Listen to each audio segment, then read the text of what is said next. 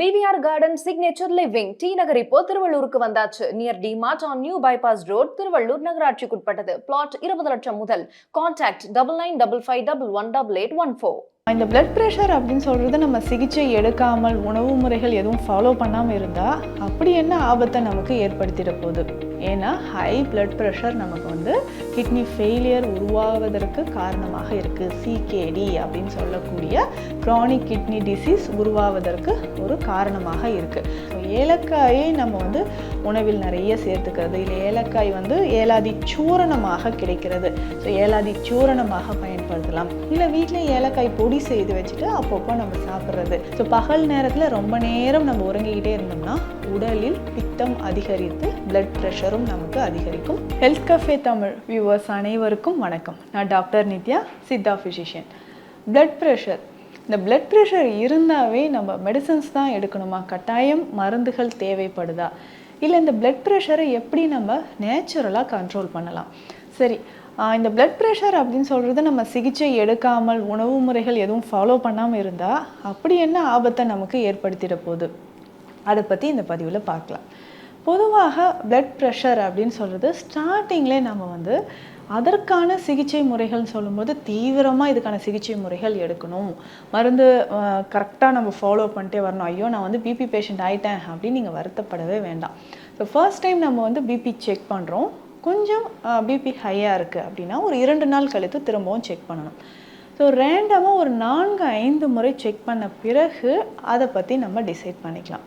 சரி, அப்போது நமக்கு வந்து பிபி அதிகமாக இருக்குன்னா பேசிக் மெடிசன்ஸ் இதை நம்ம எடுக்கலாம். ஒரு 150-100 இந்த ரேஞ்சில் இருக்குது. ஆனால் நம்மளோட வயது ஒரு 40க்குள்ளே தான் இருக்குது அப்படின்னு சொன்னால் உணவு முறை மூலமாகவே கட்டாயமாக பிளட் ப்ரெஷரை கண்ட்ரோலில் வைக்க முடியும். சரி, இந்த பிளட் ப்ரெஷரை நம்ம கண்ட்ரோலில் வைக்கிறதுக்கு எந்த மாதிரியான உணவு முறைகள் எடுக்கலாம்? ஃபஸ்ட் நம்ம கவனிக்க வேண்டிய விஷயம் அப்படின்னு சொன்னால் நம்மளுடைய உடல் எடை. ஸோ எந்த அளவுக்கு நமக்கு உடல் எடை இருக்குன்றதை செக் பண்ணிக்கணும். அதனோடையே சேர்த்து நம்ம கொலஸ்ட்ரால் லெவலும் செக் பண்ணணும். ஸோ பிபி இருந்ததுன்னா கொலஸ்ட்ரால் ப்ளஸ் சுகர் இது ரெண்டுமே எந்த அளவில் இருக்குது அப்படின்றத நம்ம செக் பண்ணிக்கணும். ஸோ நம்ம வந்து கொலஸ்ட்ராலும் சுகரும் செக் பண்ணிவிட்டு பிபிக்கான சிகிச்சைகள் எடுக்கணும். இல்லைங்க இதுவே எனக்கு வந்து ஒரு 7-8 வருடங்களாக ரொம்ப வருஷமாக பிபி இருக்குது, ஸோ இதுக்கான மெடிசன்ஸ் நான் அப்பப்போ எடுக்கிறேன், இல்லை எடுக்காமல் விட்டுருவேன் அப்படின்னு சொன்னீங்கன்னா கண்டிப்பாக வருடம் ஒரு முறை ஃபுல் பாடி செக்கப் பண்ணிக்கணும். நம்மளுடைய ஹார்ட் எப்படி இருக்குது, ஹார்ட்டோட ஹெல்த் எப்படி இருக்குது அப்படின்னு பார்க்கணும். முக்கியமாக கிட்னி ஹெல்த் எப்படி இருக்குன்றதை நம்ம பார்த்துக்கணும். ஏன்னா ஹை பிளட் ப்ரெஷர் நமக்கு வந்து கிட்னி ஃபெயிலியர் உருவாவதற்கு காரணமாக இருக்குது. சிகேடி அப்படின்னு சொல்லக்கூடிய க்ரானிக் கிட்னி டிசீஸ் உருவாவதற்கு ஒரு காரணமாக இருக்குது. அதனால் பிளட் ப்ரெஷர் எவ்வளவு இருக்குன்றத கண்டிப்பாக பார்த்துட்டு வருடம் ஒரு முறை நம்ம செக் பண்ணிக்கிறது ரொம்ப ரொம்ப நல்லது.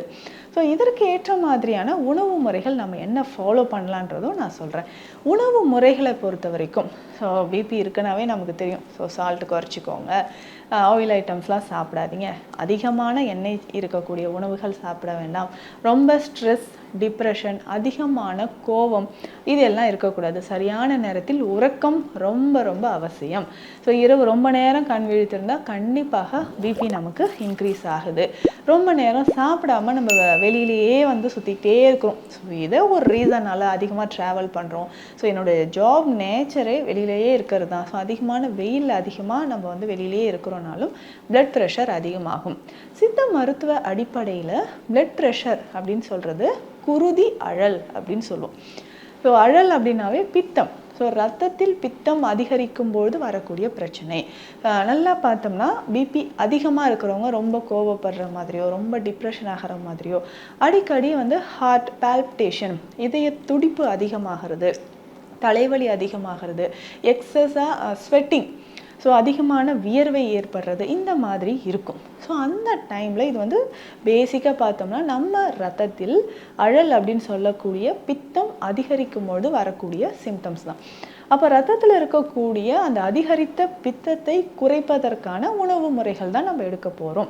இப்போ பேசிக்காக பார்த்தோம்னா பிபி இருக்கிறவங்க உணவில் இதெல்லாம் அதிகமாக சேர்த்துக்கோங்க. அதாவது பித்த சமனி அப்படின்னு சொல்லக்கூடிய மூலிகைகள் என்னென்ன அப்படின்னு பார்த்தோம்னா ஏலக்காய், ரொம்ப சிறந்தது ஏலக்காய். ஸோ ஏலக்காயை நம்ம வந்து உணவில் நிறைய சேர்த்துக்கிறது, இல்லை ஏலக்காய் வந்து ஏலாதி சூரணமாக கிடைக்கிறது.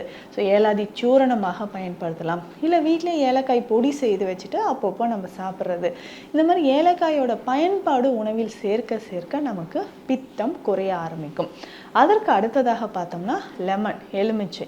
ஸோ இந்த எலுமிச்சையை நம்ம பயன்படுத்தும் பொழுது பிளட் ப்ரெஷர், அழல் அப்படின்னு சொல்லக்கூடிய பித்தம் நமக்கு குறையுது. ரொம்ப சிம்பிளாக இந்த நம்ம எலுமிச்சையை எப்படி பயன்படுத்தலாம் அப்படின்னு நான் சொல்கிறேன். ஒரு அரை எலுமிச்சை எடுத்துக்கணும், தோலோடைய. இது வந்து ஒரு கட் பண்ணிவிட்டு ஒரு 4 கிளாஸ் தண்ணீரில் இந்த எலுமிச்சையை போட்டுட்டு 2 கிராம்பு 2 ஏலக்காய் போட்டுடணும்.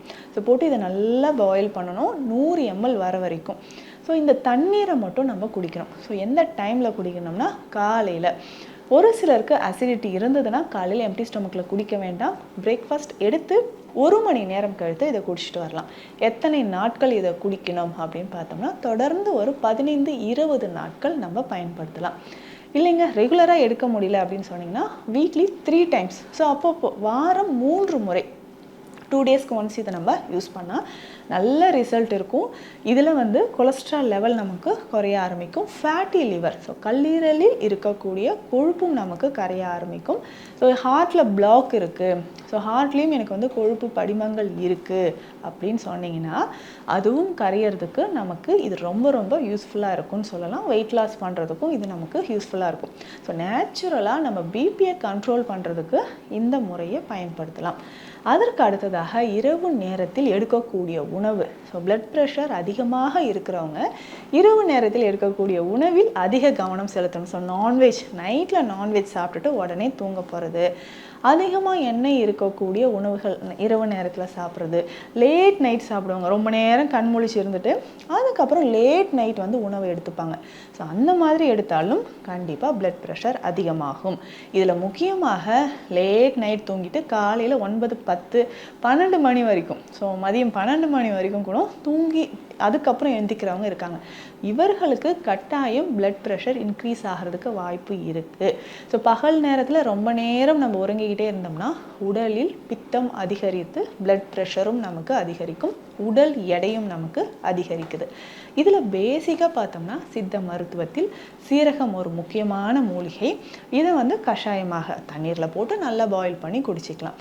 அதற்கு அடுத்ததாக தனியா, கொத்தமல்லி விதைகள், இதுவுமே நமக்கு பிளட் ப்ரெஷரை நல்லா கண்ட்ரோல் பண்ணும். ஸோ கொத்தமல்லி விதைகளை நம்ம வந்து பயன்படுத்தலாம். ஸோ கொத்தமல்லி விதைகளோடு சீரகம், கொஞ்சம் சோம்பு, ஓமம், இது எல்லாமே நம்ம பொடி செய்து வச்சுட்டு டீ மாதிரி ரெகுலராக குடிச்சிட்டு வரலாம். ஸோ காலையில் நம்ம குடிச்சிக்கிட்டே வரும்பொழுது கொஞ்சம் கொஞ்சமாக நமக்கு பிளட்டில் இருக்கக்கூடிய டாக்ஸின்ஸ் ரிமூவ் ஆகிறது, பிபி ஹைப்பர் டென்ஷன் நமக்கு குறையிறத நம்ம நல்லாவே பார்க்க முடியும். ஸோ ரெகுலராக இது எல்லாமே நம்ம ஃபாலோ பண்ணிட்டு வர வர பிபி நமக்கு நல்லாவே கண்ட்ரோல் ஆகும். இதில் முக்கியமாக பார்த்தோம்னா கீரை வகைகள் ரொம்ப முக்கியம். ஸோ பாலக்கீரை பிபியை நல்லாவே குறைக்கும். புளியாரை அப்படின்னு சொல்லக்கூடிய கீரை வகை நல்ல புளிப்பு சுவை இருக்கக்கூடியது, அதிகமான ஃபைபர் கண்டென்ட், இதயத்திற்கு ரொம்ப ரொம்ப நல்லது. சின்ன தாவரம் தான் இது, ஆனால் இதனுடைய மருத்துவ குணங்கள் ரொம்ப அதிகம்.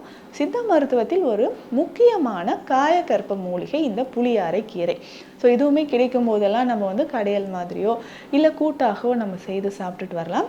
இந்த கீரையோட பொடியும் கடைகளில் இருக்குது, சூப் மாதிரி இதையும் நம்ம பயன்படுத்திட்டு வரலாம். ஸோ இந்த மாதிரியான உணவு முறைகளை ஃபாலோ பண்ணும்போது பிளட் ப்ரெஷர் நமக்கு கொஞ்சம் கொஞ்சமாக குறைய ஆரம்பிக்கும். இதுலேயுமே முக்கியமாக பார்த்தோம்னா வல்லாரை. ஸோ வல்லாரை, கீழாநெல்லி, இது 2 கீரையுமே வந்து நம்மளுடைய ஹைப்பர் டென்ஷனை குறைக்கக்கூடியது. ஸோ அதிகமான பிபி இருந்ததுன்னா அதை குறைக்கிறதுக்கு இந்த 2 மூலிகையும் பயன்படுது. ஸோ சரியான அளவுக்கு உறக்கம் ரொம்ப முக்கியம். ரொம்ப லேட் நைட் நம்ம வந்து கண் முழிச்சுக்கிட்டே இருந்தாலும் பிபி நமக்கு அதிகமாகும்.